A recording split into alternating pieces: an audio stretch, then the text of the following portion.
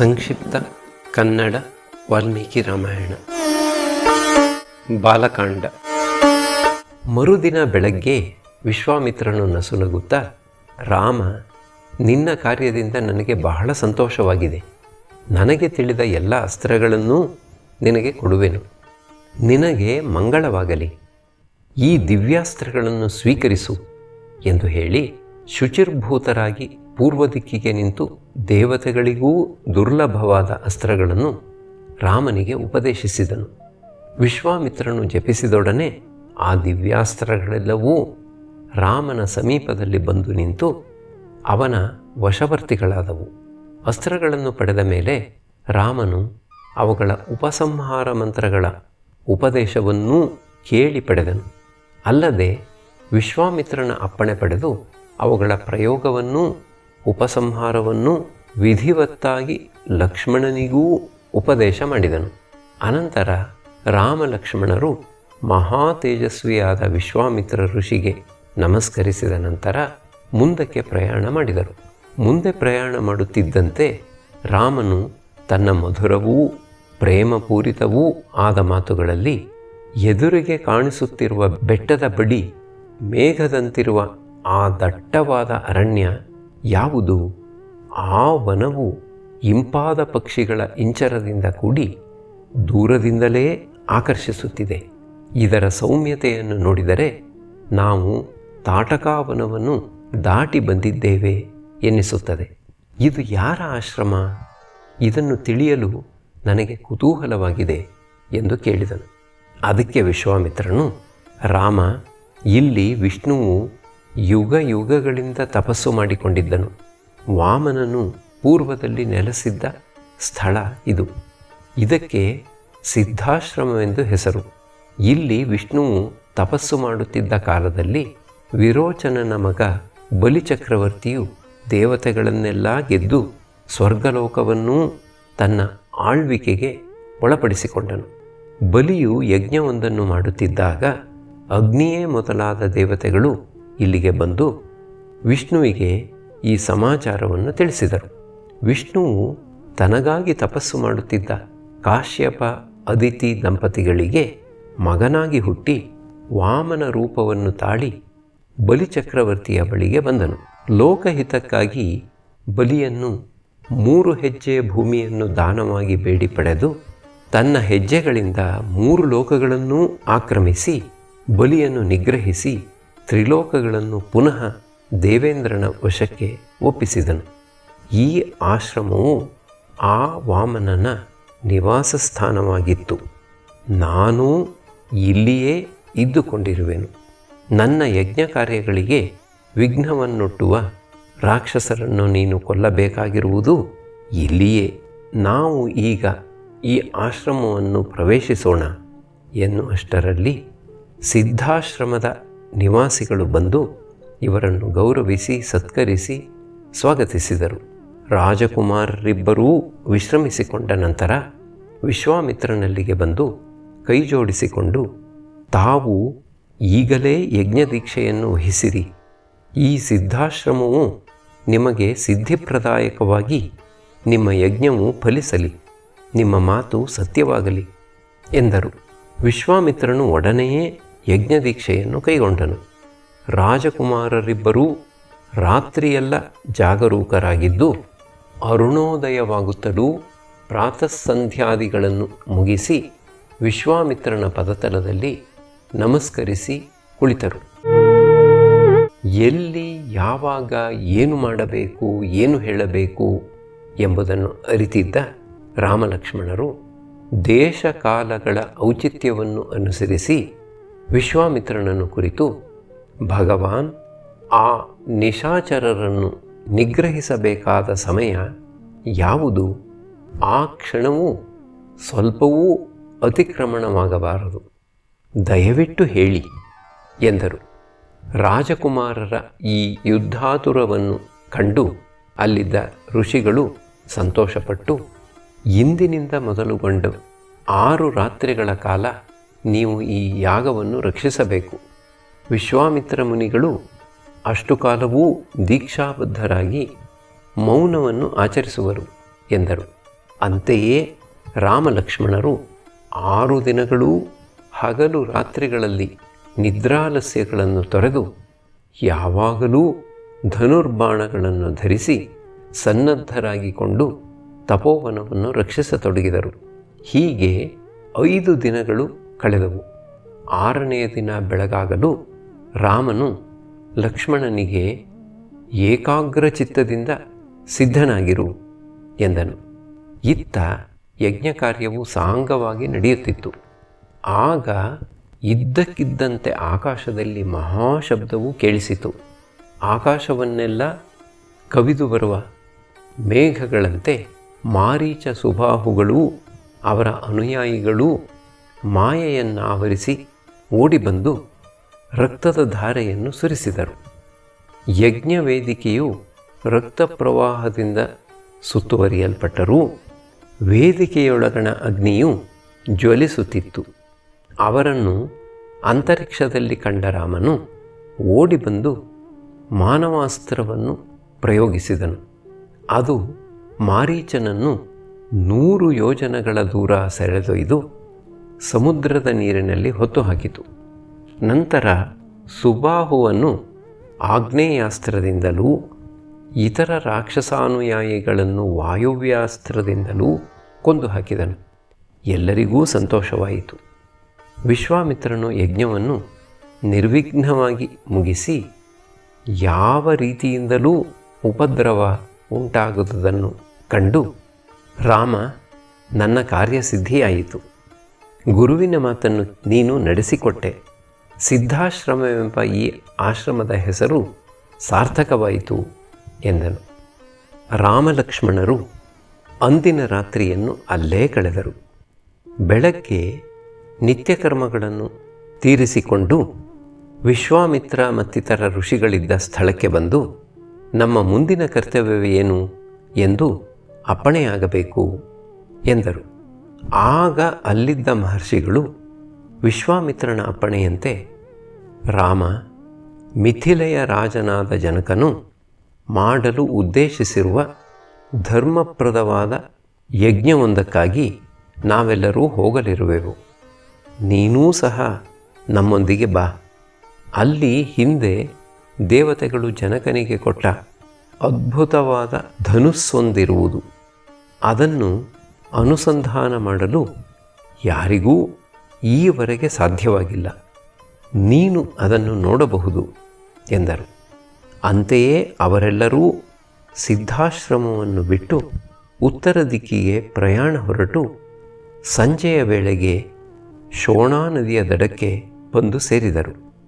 ಅಲ್ಲಿ ಸ್ನಾನ, ಅಗ್ನಿಹೋತ್ರ ಮೊದಲಾದವುಗಳನ್ನು ಮುಗಿಸಿದ ಮೇಲೆ ರಾಮನು, ಭಗವನ್, ಸೊಂಪಾಗಿ ಬೆಳೆದಿರುವ ವನದಿಂದ ಶೋಭಿಸುತ್ತಿರುವ ಈ ಪ್ರದೇಶ ಯಾವುದು? ಇದನ್ನು ತಿಳಿಯಲು ನನಗೆ ಕುತೂಹಲವಾಗಿದೆ ಎಂದನು. ವಿಶ್ವಾಮಿತ್ರನು ರಾಮನನ್ನು ಕುರಿತು, ಹಿಂದೆ ಬ್ರಹ್ಮನ ಮಗನಾದ ಕುಶನೆಂಬ ಮಹಾತಪಸ್ವಿ ಇದ್ದನು. ಅವನಿಗೆ ವಿದರ್ಭರಾಜನ ಮಗಳಿಂದ ಕುಶಾಂಬ, ಕುಶನಾಭ, ಅಧೂರ್ಥರಜಸ್ ಹಾಗೂ ವಸು ಎಂಬ 4 ಮಕ್ಕಳಾದರು. ಕ್ಷತ್ರಧರ್ಮವನ್ನು ಬಿಡದೆ ರಾಜ್ಯವನ್ನು ಪಾಲಿಸಿಕೊಂಡು ಬರಬೇಕೆಂಬ ತಂದೆಯ ಅಪ್ಪಣೆಯಂತೆ ಅವನು 4 ತಮಗಾಗಿ ಕ್ರಮವಾಗಿ ಕೌಶಾಂಬಿ, ಮಹೋದಯ, ಧರ್ಮಾರಣ್ಯ ಮತ್ತು ಗಿರಿವ್ರಜ ಎಂಬ ಪಟ್ಟಣಗಳನ್ನು ನಿರ್ಮಿಸಿಕೊಂಡರು. ಈ ಭೂಮಿಯು ಆ ವಸು ಎಂಬುವನಿಗೆ ಸೇರಿದುದು. ಇದರ ಸುತ್ತಲೂ 5 ಬೆಟ್ಟಗಳಿವೆ. ಸುಮಾಗಧಿ ಎಂಬ ನದಿಯು ಮಗಧ ದೇಶದಿಂದ ಹರಿದು ಬಂದು ಇಲ್ಲಿ ಮಾಲಾಕೃತಿಯಲ್ಲಿ ತಿರುಗಿ ಪೂರ್ವಾಭಿಮುಖವಾಗಿ ಹರಿಯುತ್ತಿದೆ. ಎಲೈ ರಾಮನೇ, ಕುಶನಾಭನು ಘೃತಾಚಿಯಲ್ಲಿ 100 ಮಂದಿ ಕನ್ಯೆಯರನ್ನು ಪಡೆದನು.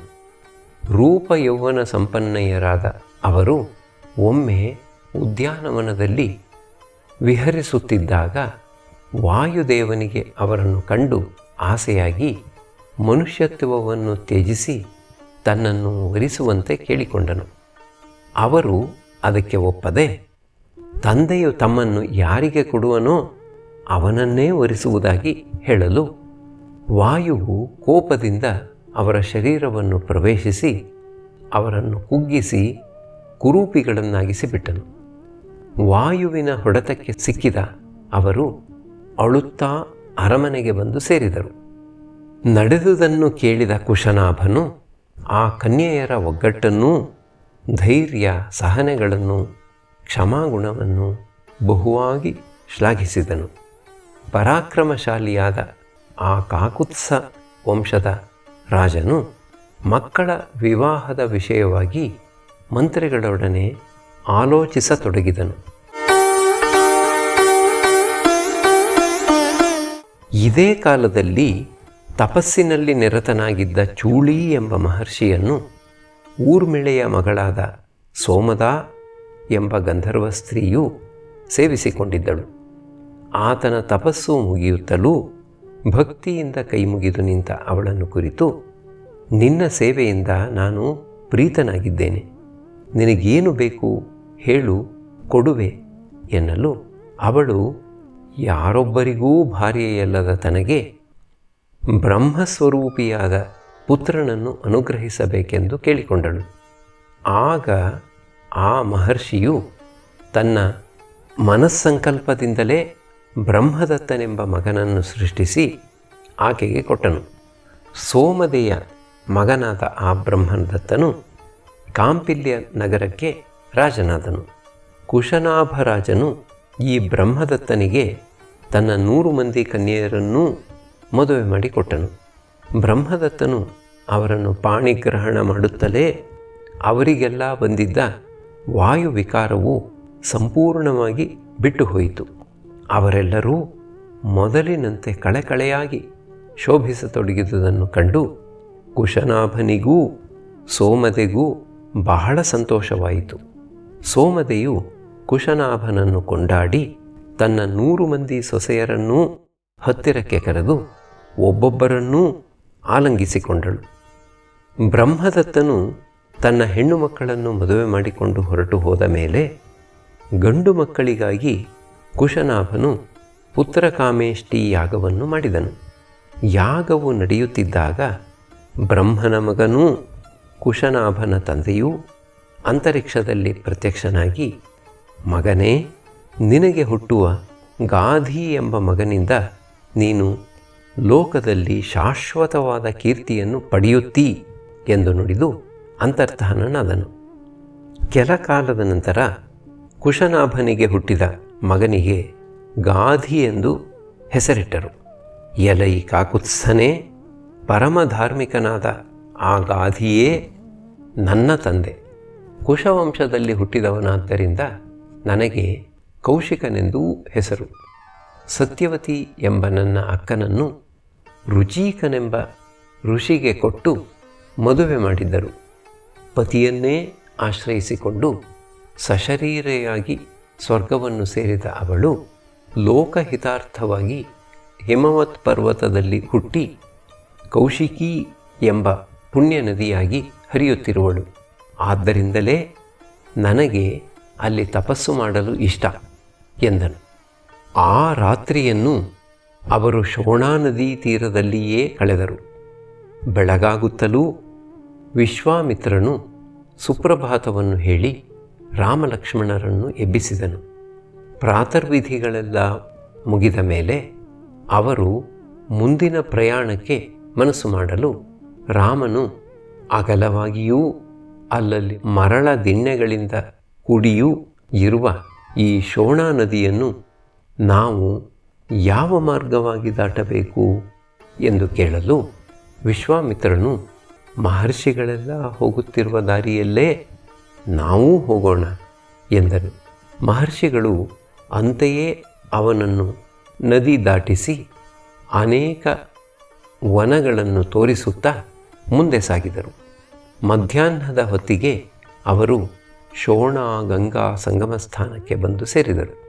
ಅಲ್ಲಿ ಸ್ನಾನಾದಿಗಳನ್ನು ಪೂರೈಸಿಕೊಂಡು ಅಗ್ನಿಹೋತ್ರವನ್ನು ಮಾಡಿ ಹವಿರ್ಭಾಗವನ್ನು ಭುಜಿಸಿದ ನಂತರ ರಾಮನು, ಪೂಜ್ಯರೇ, ಈ ಗಂಗೆಯನ್ನು ತ್ರಿಲೋಕಗಾಮಿನಿ ಎನ್ನುವರು. ಅದು ಹೇಗೆಂದು ತಿಳಿಯಲು ನನಗೆ ಕುತೂಹಲವಾಗಿದೆ ಎಂದು ಪ್ರಶ್ನಿಸಿದನು. ಅದಕ್ಕೆ ವಿಶ್ವಾಮಿತ್ರನು, ರಾಮ, ಹೇಳುವೆನು ಕೇಳು. ಪರ್ವತಶ್ರೇಷ್ಠವಾದ ಹಿಮವಂತನಿಗೆ ಮೇರುವಿನ ಮಗಳಾದ ಮನೋರಮೆಯಲ್ಲಿ ಗಂಗೆ, ಉಮೆ ಎಂಬ ಇಬ್ಬರು ಮಕ್ಕಳಾದರು. ದೇವತೆಗಳ ಪ್ರಾರ್ಥನೆಯಂತೆ ಹಿಮವಂತನು ಲೋಕ ಕಲ್ಯಾಣಾರ್ಥವಾಗಿ ತನ್ನ ಹಿರಿಯ ಮಗಳಾದ ಗಂಗೆಯನ್ನು ತ್ರಿಲೋಕಗಾಮಿನಿಯಾಗೆಂದು ಹೇಳಿ ಕಳುಹಿಸಿಬಿಟ್ಟನು. ಅವರೊಡನೆ ಸ್ವರ್ಗಕ್ಕೆ ಹೋದ ಗಂಗೆಯು ಅಲ್ಲಿನ ಬ್ರಹ್ಮಕಪಾಲದಲ್ಲಿ ಸಿಕ್ಕಿಬಿದ್ದಳು. ವಿಷ್ಣುವು ತ್ರಿವಿಕ್ರಮಾವತಾರದಲ್ಲಿ ತನ್ನ ಹೆಬ್ಬೆರಳಿನಿಂದ ಆ ಕಡಾಯಿಯನ್ನು ಒಡೆದು ಅವಳನ್ನು ಅಲ್ಲಿಂದ ಹೊರಕ್ಕೆ ಬಿಟ್ಟನು. ಆದ್ದರಿಂದ ಅವಳನ್ನು ವಿಷ್ಣುಪಾದೋದ್ಭವೆ ಎನ್ನುವರು. ಉಗ್ರವಾದ ತಪಸ್ಸನ್ನು ಮಾಡಿದ ಉಮೆಯು ರುದ್ರನನ್ನು ಪತಿಯಾಗಿ ಪಡೆದಳು. ಇದರಿಂದ ಹುಟ್ಟತಕ್ಕ ಸಂತಾನವು ಹೇಗಿರುವುದೋ ಎಂಬ ಆತಂಕದಿಂದ ದೇವತೆಗಳು ಶಿವನನ್ನು, ನೀನು ಪಾರ್ವತೀದೇವಿಯೊಂದಿಗೆ ಲೋಕಹಿತಾರ್ಥವಾಗಿ ಅಧ್ಯಾತ್ಮ ಸಾಧನೆಯಲ್ಲಿ ತೊಡಗು, ಸಂತಾನವನ್ನು ಅಪೇಕ್ಷಿಸಬೇಡ ಎಂದು ಬೇಡಿಕೊಂಡರು. ಈಶ್ವರನು, ಹಾಗೆಯೇ ಆಗಲಿ, ಆದರೆ ಈಗಾಗಲೇ ಹೊರಬಿದ್ದಿರುವ ನನ್ನ ತೇಜಸ್ಸನ್ನು ಯಾರು ಧರಿಸುವರು ಎಂದು ಕೇಳಲು ದೇವತೆಗಳು, ಅದನ್ನು ಭೂಮಿಯು ಧರಿಸುವಳು ಎಂದರು. ಅಂತೆಯೇ ರುದ್ರನ ತೇಜಸ್ಸು ಭೂಮಿಗೆ ಬಂದು ಗಂಗೆಯಲ್ಲಿ ಬೀಳಲು ದೇವತೆಗಳ ಅಪ್ಪಣೆಯಂತೆ ಅಗ್ನಿವಾಯುಗಳು ಅದನ್ನು ಪ್ರವೇಶಿಸಿದರು. ಗಂಗೆಯೂ ಅದನ್ನು ಭರಿಸಲಾರದೆ ಹಿಮಾಲಯದಲ್ಲಿ ವಿಸರ್ಜಿಸಿದಳು. ಆಗ ಶ್ವೇತಪರ್ವತ ಹುಟ್ಟಿತು. ಅದರೊಡನೆಯೇ ಶರವಣವೆಂಬ ದಿವ್ಯವಾದ ಜೊಂಡು ಹುಲ್ಲೂ ಮತ್ತು ಅದರೊಳಗೆ ಷಣ್ಮುಖನೂ ಹುಟ್ಟಿದರು. ತಮ್ಮ ಆಪ್ತತೆಗೆ ಭಂಗ ತಂದ ದೇವತೆಗಳನ್ನು ಮತ್ತು ಭೂಮಿಯನ್ನು ಪಾರ್ವತಿಯು, ನೀವು ಸಂತಾನವಿಹೀನರಾಗಿರಿ ಎಂದು ಶಪಿಸಿದಳು. ಅನಂತರ ಶಿವಪಾರ್ವತಿಯರು ಹಿಮವತ್ ಪರ್ವತದಲ್ಲಿ ತಪಸ್ಸನ್ನು ಮಾಡತೊಡಗಿದರು.